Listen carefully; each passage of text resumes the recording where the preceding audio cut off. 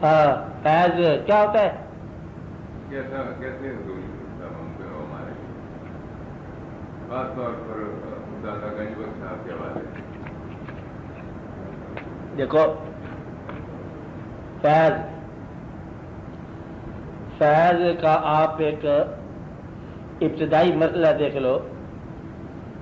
جب آپ اپنی زندگی اور زندگی کی فائلیں، زندگی کے دفتر کی فائلیں ساری کی ساری اگر کسی بزرگ کے پاس پیش نہیں کر دیتے دستبردار ہونے کے لیے، تو فیض کا تصور نہیں ملے گا.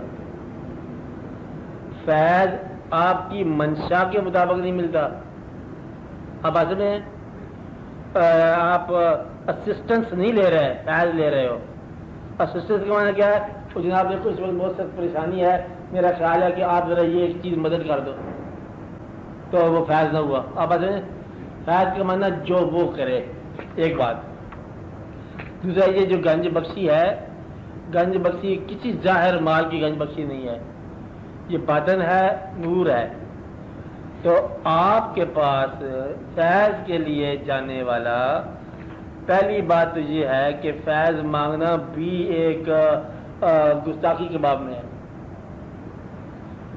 کسی بزرگ سے یہ مانگنا کہ لا اپنا ہاتھ دے میرے دستے سوال میں، یہ بھی کوئی باب ٹھیک نہیں ہے. فیض ملتا ہے عطا کے باب میں. آپ بات سمجھ رہے ہیں؟ آپ اگر محبت کرتے جا رہے ہو اور اپنی دنیاوی آرزوؤں سے نجات پاتے جا رہے ہو اور ایک محبت کے سلسلے میں شامل ہو گئے ہو تو فیض خود بخود ملے گا. فیض کرتا کیا کام ہے؟ فیض آپ کو آپ کے اعمال کی عبرت گاہ سے نکالتا ہے. کیا کرتا ہے؟ آپ کو آپ کے اعمال کی عبرت سے نکالتا ہے. فیض کا سوال نہیں ہوتا، فیض ان کی اپنی عطا ہوتی ہے.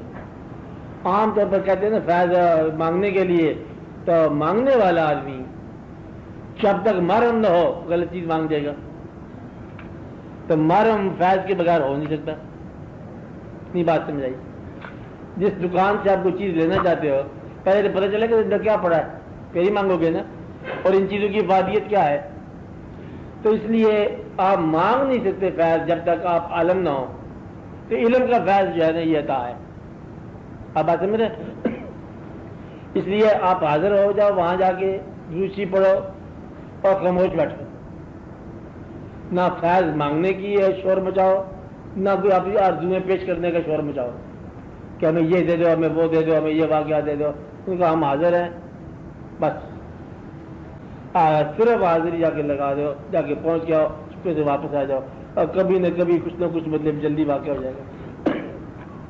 تو اس لیے سوال کرنا بارگاہ بلندی میں گستاخیت ہے. سوال نہ کرنا.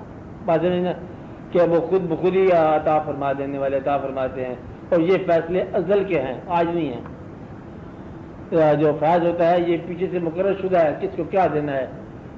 اس لیے آپ خاموشی کے ساتھ چلے جاؤ، نہ کر لبوں کو سی، چپکے سے چلے جاؤ، بیٹھو اور فیض ہی فیض. سوال نہ کر لینا کوئی کسی قسم کا. تو جس آدمی پر فیض ہوتا ہے وہ سوال سے آزاد کرا دیا جاتا ہے. شعر سن لو پہلے. عام طور پر ان آستانوں پر سوال ہی تمہیں لے جاتا ہے، تکلیف لے جاتی ہے. تکلیف ہو، سوال ہو، کوئی واقعہ ہو تو آپ چلے گئے، اور جب آپ وہاں جاتے ہیں تو سوال بھول جاتا ہے. جس آدمی پہ فیض ہو جائے نا وہ سوال ہی بھول گیا، وہ واقعہ ہی بھول گیا، اور اس کو پتہ ہی نہیں چلا کہ کیا ہو گئی. گیا کس کام. فیض اس طرح ہے جس طرح کہ موسیٰ علیہ السلام آگ کے خیال سے گئے اور پیغمبری لے کے آ گئے.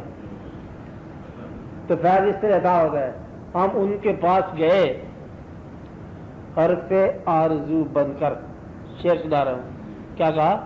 ہم ان کے پاس گئے حرف آرزو بن کر، حریم ناز میں پہنچے تو بے نیاز ہوئے.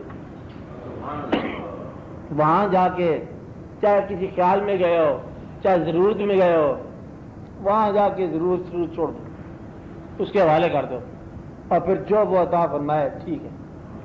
ایک بات فیض مانگنے کے سلسلے میں میں آپ کو حدیث سے سنا دوں، یاد رہے، یہ بھی بڑے راز کی بات ہے.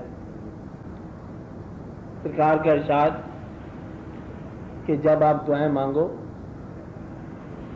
دعا میں کسی ملک کی بادشاہت نہ مانگ لینا. اگر تم نے دعا کے ذریعے بادشاہت مل گئی تو ذمہ داری تمہاری ہوگی چلانے میں، اور یہ بڑی دقت کا مضمون ہے. اور جب وہ خود عطا فرمائے تو ذمہ دار ہوا آپ. اس لیے اور یہ جو بادشاہی کے بارے میں ہے ہر چیز کے بارے میں ہے. ایک یہ درویشوں میں بڑی بڑی باتیں ہوتی ہیں. یہ واقعہ سنا رہا ہوں. پہلے یہ بتاؤ کہ اللہ تعالیٰ نے جو آپ کی دعائیں پوری کی ہیں اللہ آپ کو زندگی پر مطلب یہ دعائیں قائم رہیں اور آپ کا نصیب خوش رہے. میں جو بات سنانے لگا ہوں ذرا سخت ہے. بات یہ ہے کہ ایک آدمی کو اس کے پیر نے کہا کہ تم جا رہے ہو حج کرنے، ایک کام کرنا وہاں دعا نہ مانگ. یہ تو کچھ کہہ دیا ہاں کچھ نہ. وہاں جا کے اس نے دعا مانگ لی جو دعا تھی اس کے دل میں. دعا پوری ہو گئی، بیٹا پیدا ہو گیا. اب یہ اس آدمی زندہ ہے جس نے یہ بات بتائی کہ بیٹا پیدا ہو گیا. اور پیر صاحب کا اس دوران وصال ہو گیا. تو 8ویں جماعت کا تھا وہ بیٹا، تو کسی حادثے کے اندر ایکسیڈنٹ ہو گیا. خواب میں پیر صاحب ملی. لیکن یہ چیز اوائڈ کرنے کی ہم نے کوشش کی لیکن یہ لکھا ہوا تھا اب کیا کر سکتے ہیں.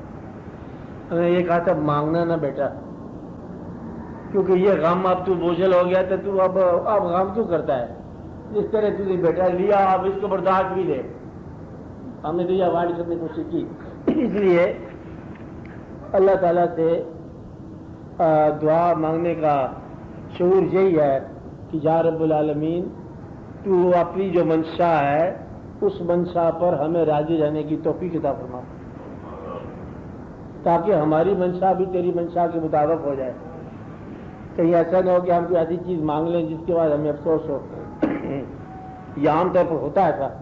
دعا یہی مانگنی چاہیے یا اللہ ہمیں راضی رہنے کی توفیق عطا فرما، تیرے فیصلوں پر ہم راضی رہیں.